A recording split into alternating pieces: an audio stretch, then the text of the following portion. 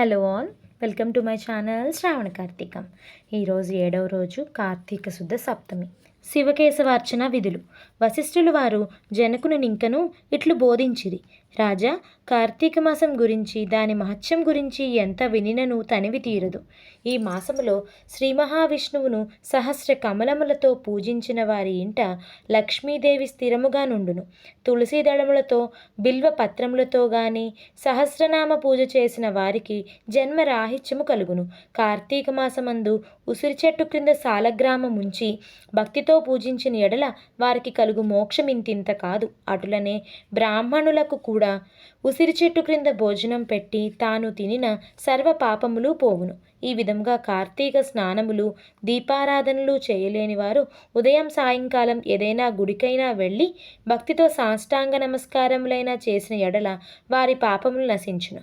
సంపత్తి కలవారు శివకేశవుల ఆలయమునకు వెళ్ళి భక్తితో దేవతార్చన హోమాదులు దాన ధర్మములు చేసినచో అశ్వమేధము చేసినంత ఫలము దక్కుటయే కాక వారి పితృదేవతలకు కూడా వైకుంఠ ప్రాప్తి కలుగును. శివాలయమందు గాని విష్ణాలయమందు గాని జెండా ప్రతిష్ఠించినచో యమకింకర్లు దగ్గరకు రాలేరు సరికదా. పెనుగాలికి ధూళి రాసి ఎగిరిపోయినట్లే కోటి పాపములైనను పటాపంచలైపోవును.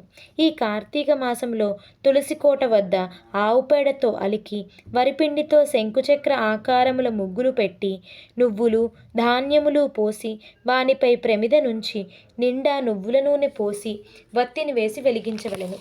ఈ దీపము రాత్రింబవళ్ళు ఆరకుండా ఉండవలను. దీనినే నందాదీపం అందురు.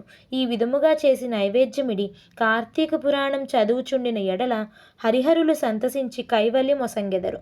అటులనే కార్తీక మాసములో ఈశ్వరుణ్ణి జిల్లేడు పూలతో అర్చించిన ఆయుర్వృద్ధి కలుగును. సాలగ్రామమునకు ప్రతినిత్యము గంధము పట్టించి తులసి దళములతో పూజించవలెను.